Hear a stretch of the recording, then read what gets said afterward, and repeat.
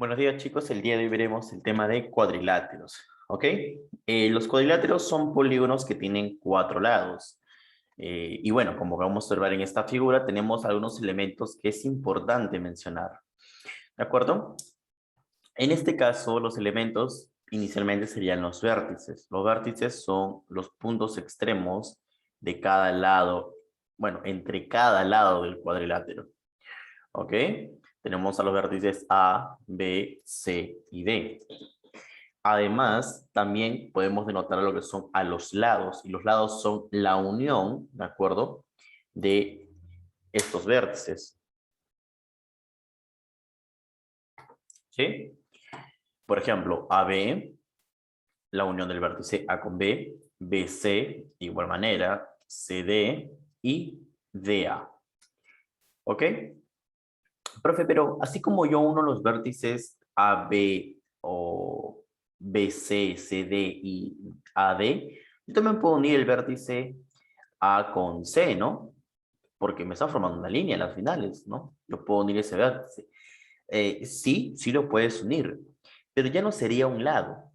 ¿Por qué? Porque el lado es todo el perímetro o todo el contorno que tiene la figura. Lo que tú estás trazando al unir estos dos vértices de manera interna es una diagonal. ¿De acuerdo? Se le conoce como diagonal.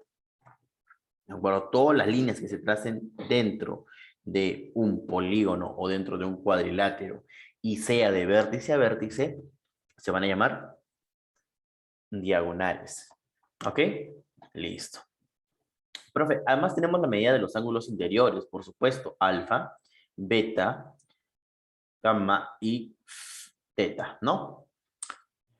Acá tenemos también la medida de los ángulos exteriores, ¿de acuerdo? Que lo podemos observar de esta manera, ¿de acuerdo?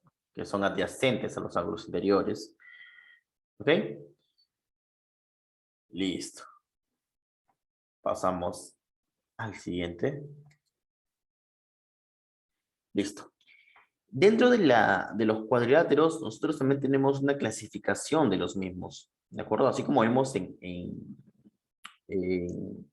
triángulos y tenía una cierta clasificación, ¿de acuerdo? De igual manera, en los cuadriláteros hay una clasificación, ¿sí? En este caso, los cuadriláteros se pueden clasificar de tres formas. Una de ellas es el paralelogramo. El paralelogramo tiene lados opuestos paralelos, ¿ok? Y son iguales también en longitud. Y los paralelogramos se clasifican en uno cuadrado, el cual tiene sus cuatro lados iguales y sus cuatro ángulos internos miden 90 grados cada uno. B, rectángulo, el cual tiene dos lados paralelos e iguales y sus ángulos miden 90 grados cada uno. ¿De acuerdo? C, que es un rombo, el cual tiene sus cuatro lados iguales y sus ángulos opuestos son iguales. Ángulos opuestos son iguales, ¿de acuerdo? Cuatro lados iguales, pero ángulos opuestos iguales, ¿de acuerdo? Romboide. Tiene dos lados paralelos e iguales y sus ángulos opuestos de igual manera son iguales. Entonces, si te das cuenta, el rombo es como una variación del cuadrado, porque el cuadrado tiene sus cuatro lados iguales y el rombo también tiene sus cuatro lados iguales. La diferencia es que el cuadrado mide 90 grados cada ángulo interno y el rombo, pues no conocemos la medida, pero sabemos que los ángulos opuestos son iguales. Y el romboide es como una variación del rectángulo, porque tiene dos lados paralelos iguales. Y pues nuevamente lo único que varía son el tema de los ángulos. ¿Ok? Listo. Bueno, en el siguiente tenemos a lo que es los trapecios, ¿de acuerdo? En este caso tiene un par de lados paralelos llamados bases, los cuales se pueden clasificar en trapecio isósceles y trapecio rectángulo. El trapecio isósceles nos dice que sus lados no paralelos son iguales. ¿De acuerdo? Sus lados no paralelos son iguales. ¿Sí? Ahora, en el trapecio rectángulo tiene dos ángulos rectos, ¿no? Justamente por el tema de que es una perpendicular. ¿Sí? Entonces, chicos, vuelvo a repetir. Trapecios isósceles, sus lados no paralelos son iguales. Profe, ¿cuáles son sus lados no paralelos? Pues son estos de aquí, ¿no? Los que están acá acostaditos. Listo. Y el triángulo rectángulo tiene dos ángulos rectos. Profe, ¿qué era un ángulo recto? Aquel que mide 90 grados, ¿de acuerdo? Y se nota como un cuadradito chiquitito ahí, un vértice. ¿Ok? Listo. ¿Qué más? Trapecio escaleno son aquellos que sus lados no paralelos son diferentes, ¿no? Pues acá el trapecio escaleno tiene dos lados paralelos, el de aquí y el de aquí.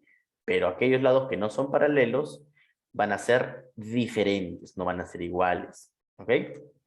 Ahora, trapezoides. Ok, en los trapezoides, la particularidad de ellos es que sus cuadriláteros o son cuadriláteros, mejor dicho, que no tienen ningún par de lados paralelos. Ningún lado es paralelo a otro. ¿Ok? Esa es la particularidad de un trapezoide. ¿Sí? Pasamos a lo siguiente, que es las propiedades de los cuadriláteros. ¿De acuerdo?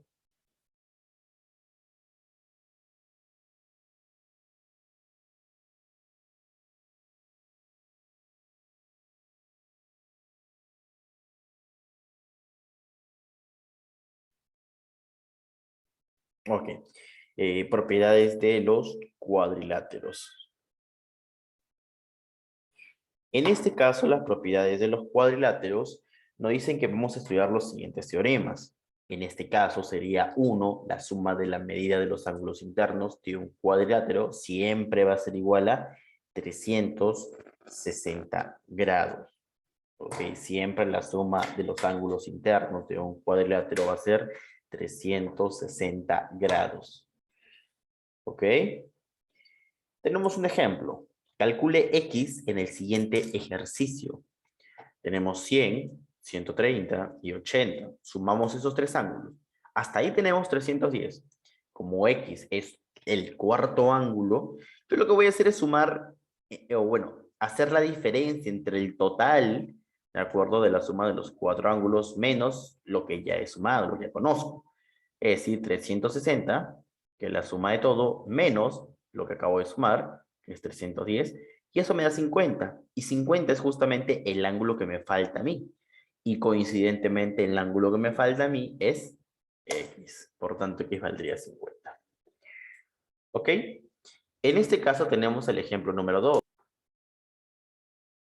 Y en este ejemplo nos indican calcular X en el siguiente trapecio. Ahora, vamos a siempre identificar el tipo de trapecio que tenemos, ¿ok? En este caso, ese trapecio viene a ser un trapecio rectángulo.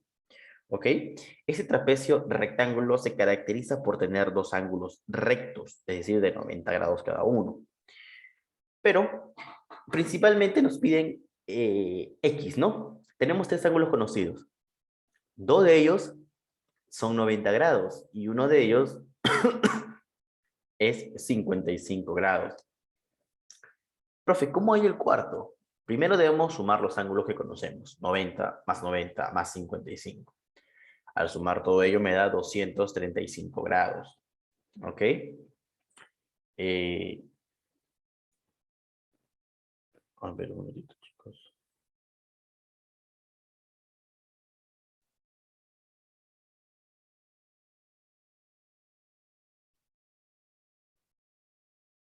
Okay.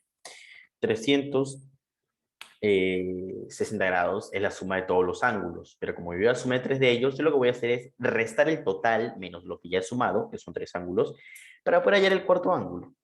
En este caso restaré lo que es 360 menos 235.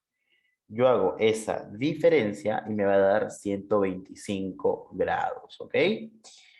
Entonces, 125 grados pertenecería al cuarto ángulo, que es justamente lo que me falta, y en este caso sería el ángulo X. ¿Ok? Listo. Ejemplo número 3. Calcule X en el rectángulo. Profe, ¿por qué sabe que es un rectángulo? Porque tiene dos lados, dos lados paralelos, ¿no? Entonces, Aquí es importante resaltar lo siguiente. Este lado, si te das cuenta, tiene dos rayitas. Y este lado también tiene dos rayitas. Eso significa que estos dos son paralelos e iguales. ¿Ok? Es decir, tienen la misma longitud.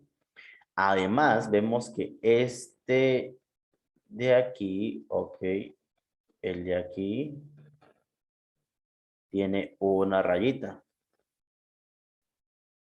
¿No es cierto? ¿No es cierto? Y el de aquí también tiene una rayita. ¿Ok?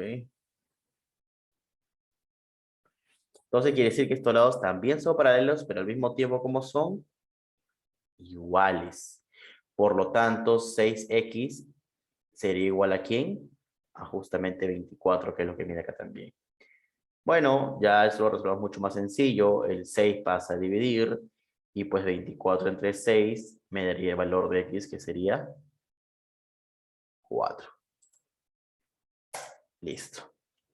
Pasemos al siguiente problema. Ahora, tenemos otra propiedad, o más que una propiedad de la clasificación, ¿no es cierto? Tenemos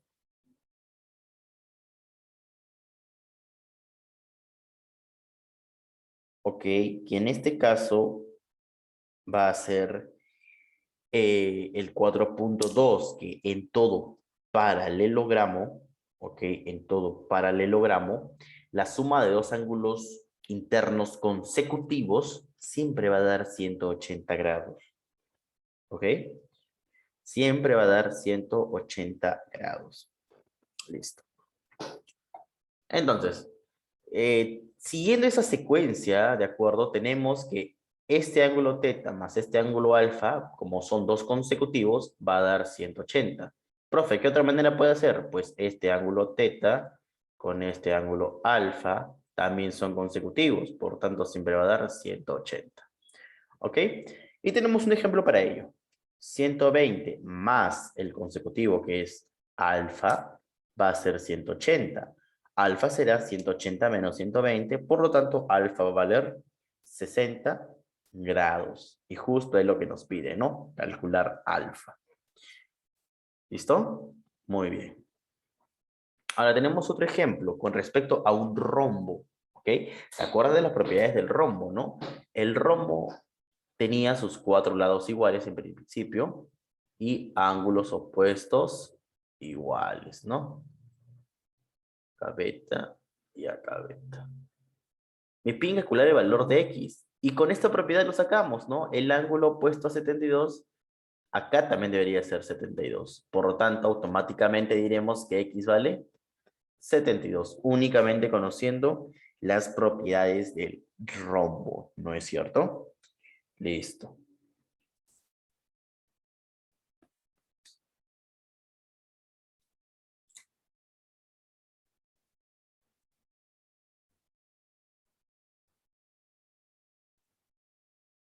Listo. Ya está. Problema número 3. Y con esto finalizamos la clase el día de hoy. De la figura nos piden calcular, ¿de acuerdo? Teta. Ahora, en este caso es un trapecio isósceles. Los lados no paralelos son iguales. ¿No es cierto? Listo. Entonces, profe, ¿cómo podría calcular yo, en este caso, teta, que es lo que me piden a mí? Bueno, al ser un trapecio isósceles, ¿de acuerdo? Primero tenemos que el lado IJ es igual al lado LK, ¿de acuerdo? Y que la medida, ¿de acuerdo? De I, ¿de acuerdo? De este vértice I va a ser igual a la medida de este vértice teta. Si acá es teta, acá es, perdón, el vértice L va a ser teta, y acá el vértice I también va a ser teta. Ahora aplicamos la propiedad que hemos conversado hace un ratito, que la suma de los ángulos consecutivos da 180. Por lo tanto, 130 más teta, ¿de acuerdo? O simplemente lo podemos hacer de esta manera, ¿no? 130 más teta, los ángulos opuestos, siempre dan 180. ¿De acuerdo? Entonces, acá podemos obtener que teta es igual a 180 menos 130, de donde automáticamente diremos que teta vale 50. ¿Ok? Entonces, chicos, hasta aquí hemos llegado con la clase el día de hoy, que es el tema de cuadriláteros. La próxima clase vamos a practicar mucho más problemas para que quede bien claro este tema. ¿Sí? Entonces, nos quedaríamos hasta aquí con la clase de hoy y nos vemos en la próxima clase, chicos. Cuídense. Hasta luego.